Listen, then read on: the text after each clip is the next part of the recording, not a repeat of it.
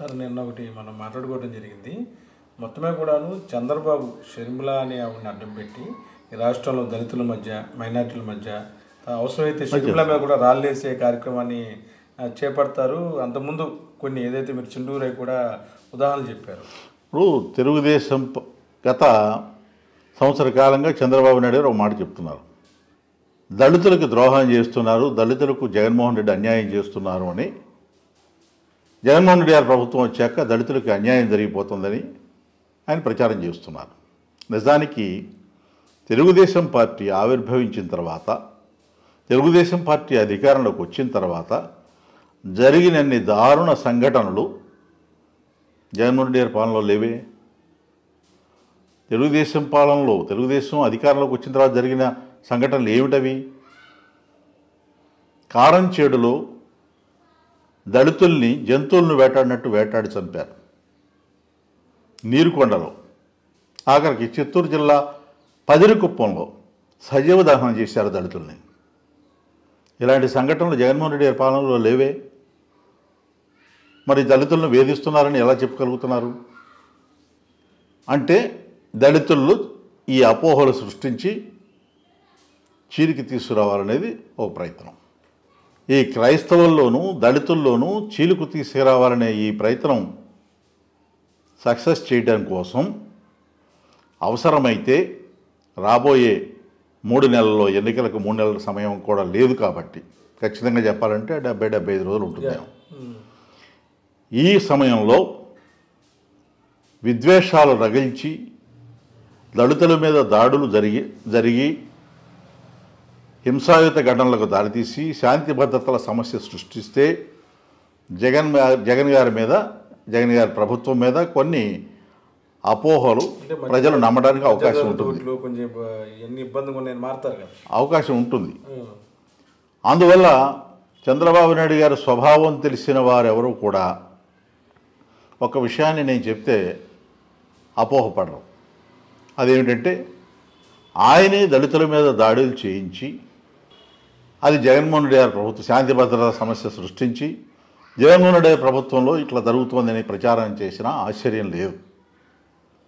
కాబట్టి ఈ విషయంలో రాబోయే రోజుల్లో ఇలాంటి పరిణామాలు జరగడానికి అవకాశం ఉండొచ్చు అని నేను అనుమానిస్తున్నాను. కాబట్టి నా సలహా ఏంటంటే, ఈ ప్రభుత్వం అత్యంత జాగ్రత్తగా ఉండాల్సిందే, లేకపోతే తీవ్రమైన ప్రమాదకరమైన పరిస్థితులు ఏర్పడతాయనేది నా అభిప్రాయం. అంటే కుట్రంతా చంద్రబాబు గారు చేసే అవకాశాలు చాలా ఉన్నాయి.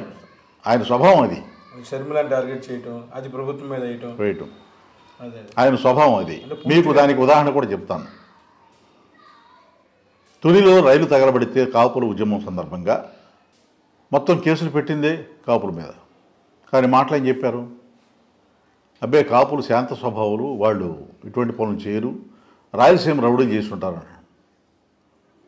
ఆయన పుట్టింది రాయలసీమలో, కానీ కేసులు పెట్టింది మాత్రం కాపుల మీద.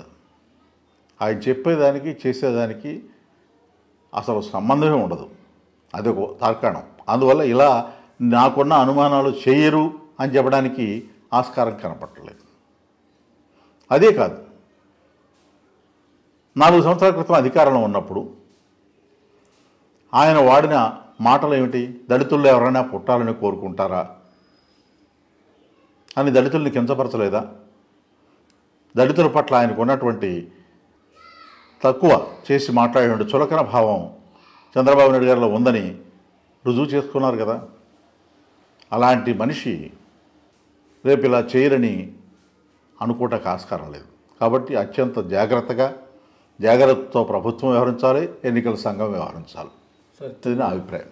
ప్రకాశం జిల్లాలో ఈరోజు షర్మిల పర్యటించారు. అంటే నిన్న మీలాంటి వాళ్ళు మాట్లాడిన కూడా ఈరోజు ఆమె చెప్పడం జరిగింది.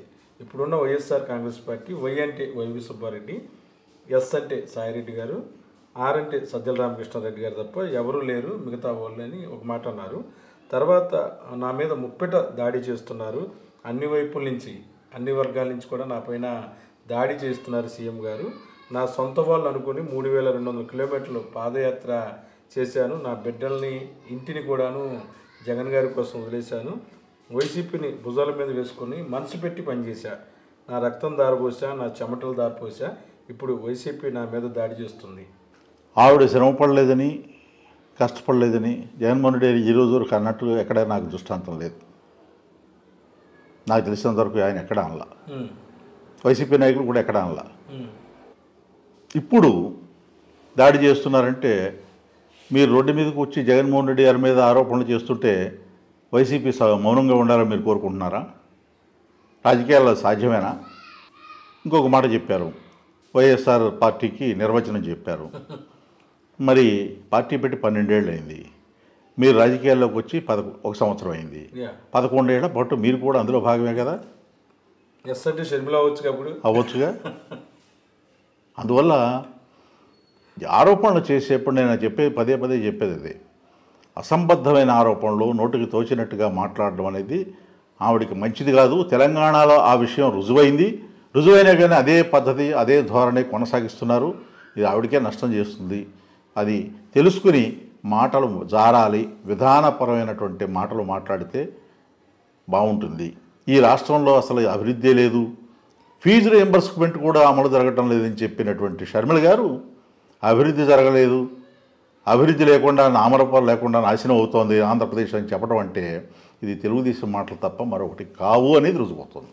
మొత్తమే కూడాను వైఎస్ షర్మిల మొత్తం కూడా టీడీపీ గూటిలో ఇరుక్కుపోయారు. ఒకవేళ ఈ 3 నెలల పాటు ఆమె ట్రాక్ సరిగ్గా లేకుండా ఇటు ఏమైనా ఒక్క అభ్యర్థిని కూడా గెలిపించిపోతే తిరిగి సోనియా గాంధీ గారు మళ్ళీ డస్ట్బిన్లో వేసే అవకాశం స్పష్టంగా కనిపిస్తుందంట. అంటే నేనేమంటానంటే కాంగ్రెస్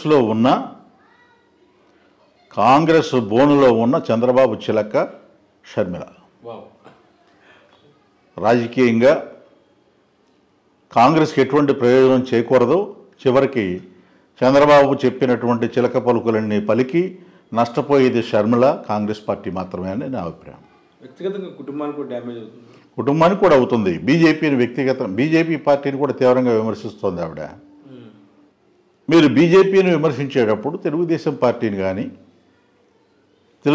ఎందుకు విమర్శించట్లేదు? పవన్ కళ్యాణ్ పేరు కూడా ఎత్తట్లా. కారణం ఏంటి? ఏమిటి మీకు ఆ సాఫ్ట్ కార్నర్? దానికి కారణాలు ఏమిటి? సాఫ్ట్ కార్నర్ ఉంటాక ఒక రీజన్ ఉండాలి కదా, ఆ రీజన్ అంటే కూడా చెప్పాలి కదా. చెప్పట్లా. అక్కడే ఆమె విధానపరమైన లోపం, అవగాహన లోపం బట్టబయలుగుతోంది.